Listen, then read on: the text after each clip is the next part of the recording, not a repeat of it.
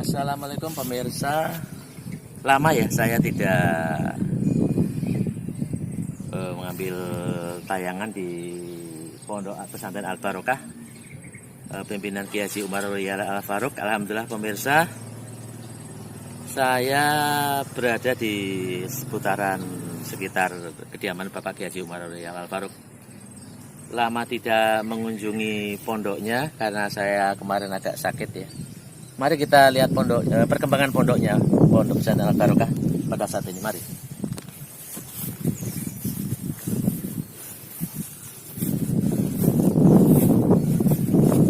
Pemirsa, tampak pondoknya ini ya, bisa diambil gambarnya. Sudah hampir jadi nih pemirsa. Jadi dulu yang depannya itu belum di plester, belum dicat, sekarang sudah mulai nampak bervariasi warnanya ini pemirsa. Yang mudah-mudahan tidak lama lagi Pondok Pesantren Al Barokah pimpinan Bapak Kiai Haji Umar Riyal Al Faruq ini juga hampir jadi ini pemirsa.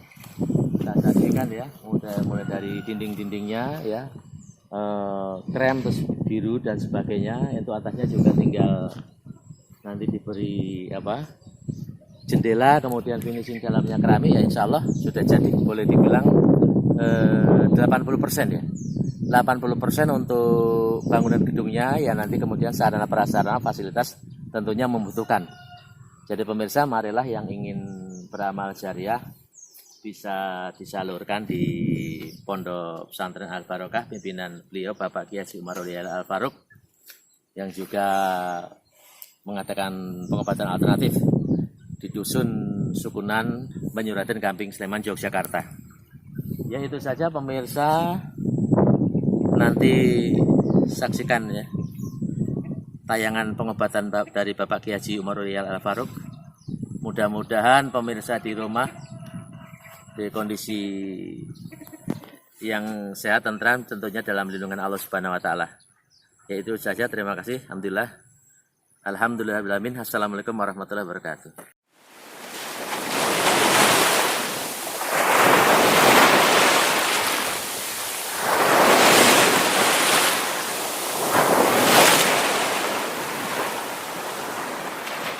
Alhamdulillah pemirsa MJTV yang dirahmati Allah dimanapun berada, ini tempatnya beliau Kang Mas Adi Asli Wonosobo, yang beliau memang sebagai staf khusus ahli obat-obatan ini, non kimia herbal ya. Insyaallah. Assalamualaikum Mas Adi. Waalaikumsalam.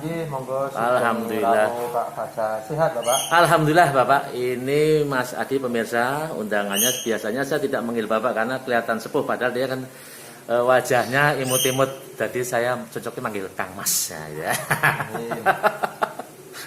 Maaf nggak ada Raja mau. Maaf, ini kameranya bergetar pemirsa karena saking bahagianya ya. Podo kangen ya pemirsa ini. Karena walaupun saya mengikuti pengobatan, namun saya sudah akrab sekali dengan beliau Mas Adi ini. Alhamdulillah, seperti keluarga. Bedanya saya datang terlambat jadi nggak ikut makan siang di sini. Sekarang masih bisa ngobrol, silahkan, nggak apa-apa. Tapi yang nyuci dulu. Untuk bergetar ini. Oke, gini aja, kamu aja yang shot ini. Jadi bisa kelihatan dua-dua nih.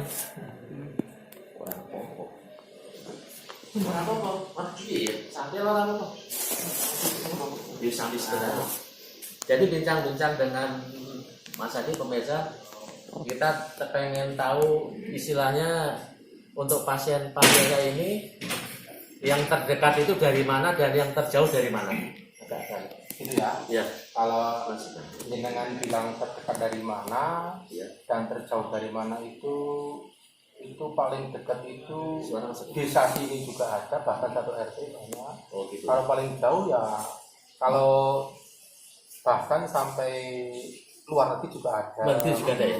Seperti ada salah satu mungkin 1-2 jamaah kan menjadi TKI atau TKW kerja di sana di Hongkong gitu ya. Di Hongkong luar biasa ya. Di Singapura itu majikannya kalau capek dibawain kamu itu cocok, terus langsung terbang ke Indonesia. Gitu ya. Masakan itu juga ada. Jadi selain yang di desa sini juga ada pemirsa, tadi disebutkan oleh Mas Adi dari Hong Kong juga ada ya, misalnya dari orang-orang yang Indonesia namun yang bekerja di luar negeri gitu. Terus untuk keluhannya yang dari yang terberat, dari yang kira-kira penyakit apa saja, walaupun mungkin tidak konkret tidak apa-apa disebutkan kira-kira. Ya kalau untuk penyakit, itu menurut beliau sih nggak ada yang berat, nggak ada yang ringan, sama saja karena penyakit itu semua katanya dari Allah, yang bahkan yang menyembuhkan kan tetap Allah kan, ikhtiar kan wajib kita, tapi kan hakikat tetap Allah yang menentukan. Jadi semua penyakit itu menurut saya itu sama. Ya, tadi disebutkan mengenai penyakit pemirsa, namun kita perlu tahu juga sebetulnya kadang-kadang suka duka dalam melayani pasien Pak Yai ini, khususnya yang datang ke Mas Adi langsung gitu, suka dukanya. Saya kira suka duka lebih cenderung ke sukanya. Sukanya kan. Bejo-bejo manusia itu bermanfaat untuk manusia lain kan gitu. Iya. Nah, walaupun sedikit mungkin beliau jamaah jauh-jauh dari mungkin dari luar pulau ataupun dari mana kan mau minta tolong ke beliau. Terus ketemu saya kasih saran, beliau sangat senang dan sebagainya. Lah itu kan membuat sangat-sangat suka. Kalau dukanya saya rasa enggak ada ya paling capek wajar gitu. Artinya dukanya itu dalam melayani pasien Kiai Umar Yala Baruk ini boleh dibilang tidak ada, mau kesambil dilayani dukanya tidak ada. Enggak, tadi Pak? Nah, karena dukanya itu sudah terobati dengan kegembiraan ketika bahwa kita sebagai hamba Allah disebutkan bahwa memang sebaik-baiknya hamba Allah adalah hamba Allah yang bermanfaat bagi orang lain. Nah itu diterapkan oleh Mas Adi. Nah seperti ini tadi Mas Adi sedang melayani pasien juga. Jadi boleh dibilang rasa dukanya, lelahnya itu terobati dengan rasa kebermanfaatan kita kepada orang lain. Luar biasa. Terus Mas Adi bincang-bincang lagi untuk pasien itu kan ada semacam keterikatan persaudaraan ya antara pengobatan bina warga dengan pasien. Tentunya yang jelas ada semacam paguyuban kira-kira ya. Ada ya. Ada persatuannya gitu ya.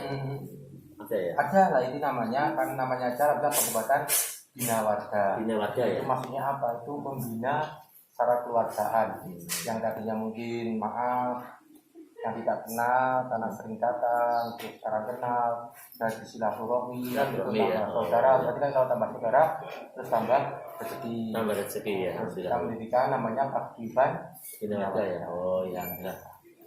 Jadi luar biasa sekali memang pemirsa MCTV yang dirahmati Allah dimanapun berada. Suatu pengobatan yang dimana dikelola dengan baik, saling bersilaturahmi, saling bertemu, saling berkumpul, saling berkomunitas yang akhirnya menghasilkan jalinan persaudaraan ya Mas Edi. Paling penting itu Luar biasa ya. Jadi itu mudah-mudahan pemirsa pengobatan ini bisa berlangsung lama, artinya bisa menolong banyak orang dari satuan, puluhan, ratusan, akhirnya ribuan, sehingga itu terjalin suatu kebaikan karena manusia Mbak itu kan berhak memilih dia mau berobat ke dokter monggo, mau dokter ke alternatif monggo dan sebagainya. Jadi ini pemirsa sosoknya beliau Kang Mas Adi. Ngomong-ngomong kalau kita bicara tentang sejarah biografi jenengan ini dulu ini lulusan dari 5 pondok pesantren kira-kira ya. Boleh ceritakan nanti ya. Insyaallah. Ini sambil kita humor tetapi memang kenyataan. Berapa pondok pesantren yang pernah Mas Adi injak-injak istilahnya? Ya sebenarnya kalau saya pondok itu namanya pondok itu kan santri, belajar kita kan namanya kan santri. Kalau saya itu cenderung ke santri kalong. Santri kalong. Nah, jadi cuma di sini di artinya santri kalong apa? Kalau saya kan tahu, mungkin kan pemirsa orang yang ada di Turki atau di Yaman kan nggak tahu santri kalong artinya apa kan gitu. Cuma mungkin santri mabur-mabur gitu. Namanya sowan ataupun datang ke Pak Kiai cuma minta berkah sama mungkin ngaji, nanti selesai terus pulang, jadi nggak sampai mukim ataupun pondok di pondoknya itu. Oh, iya. Itu karena kan kamu tanam istilah sudah ya karena sudah berkeluarga sibukkan jadi harus pinter bagi-bagi. Oh begitu ya. Ya jadi artinya pemirsa kemanfaatan Mas Adi ini silaturahmi Suanta ya ini luar biasa dan saat ini menjadi hamba Allah yang bermanfaat ya. Yang tadi disebutkan khairun nas anfa'uhum linnas itu yang tadi maksudnya itu. Mungkin untuk ini kan baru berapa menit menurut saya biar menjadi suatu tayangan yang menarik tentunya resep-resepnya kadang-kadang orang itu kan begini berputus asa dengan penyakit yang diderita tetapi malas mencari pengobatan. Seperti apa penjelasannya Mas? Orang itu sakit, dia menderita, tetapi dia malas mencari pengobatan. Ini seperti apa? Untuk menimbulkan motivasi bagaimana? Betul. Seperti kita ketahui, ikhtiar itu kan wajib, kan gitu. Apalagi kalau orang sakit itu tanpa berikhtiar untuk berobat, itu sama saja menganiaya diri sendiri. Dan kalau menganiaya kan hukumnya kan juga sendiri habis berdosa kan itu. Makanya kita harus berusaha. Kalau sakit ya kita berusaha berobat. Monggo nggak hanya ke mana, yang tinggal ke dokter mungkin atau kemana. Tapi yang jelas kan ikhtiar itu kan wajib. Tapi kan hakikat tetap Allah yang menentukan. Jadi intinya kalau sakit itu wajib hukumnya untuk berobat. Jadi pemirsa sebagai penutup tapi belum ditutup, yang jelas bahwa ikhtiar dalam mencari pengobatan itu wajib. Kalau kita mendiamkan tubuh kita sakit kok orang berobat, artinya apa? Mendolimi diri sendiri. Di mana mendolimi diri sendiri itu juga berdosa. Selain mendolimi orang lain juga berdosa, mendolimi diri sendiri, menganiaya diri juga berdosa. Jadi jelas tadi disebutkan oleh beliau, Mas Adi, memang kita harus tetap mencari pengobatan pemirsa. Jadi dimanapun Anda berada, ini tadi obrolan santai dengan beliau, Mas Adi, agak di tengah-tengah gini, bahwa memang wajibnya kita itu berobat. Monggo mau memilih berobat di mana, di dokter juga boleh, silakan, kecocokan kita di pengobatan alternatif juga silakan. Nah khususnya di Yogyakarta ini di Dusun Sukunan, Banyuraden, Gamping, Sleman, Yogyakarta ada suatu pengobatan alternatif Bina Warga, di mana pengobatan ini dipimpin oleh beliau Ki Haji Umarul Al-Faruq, yang beliau itu saya jamin sekali karena saya sering bertemu dengan beliau, juga dengan bergaul bersaudara dengan Mas Adi ini, saya itu orangnya sabar sekali dan ngomong dengan pasien sangat memahami, sangat didik, sangat istilahnya walaupun dalam beliau keadaan lelah, beliau tetap mengobati pasien-pasiennya, dan juga dengan zikirnya, dengan doanya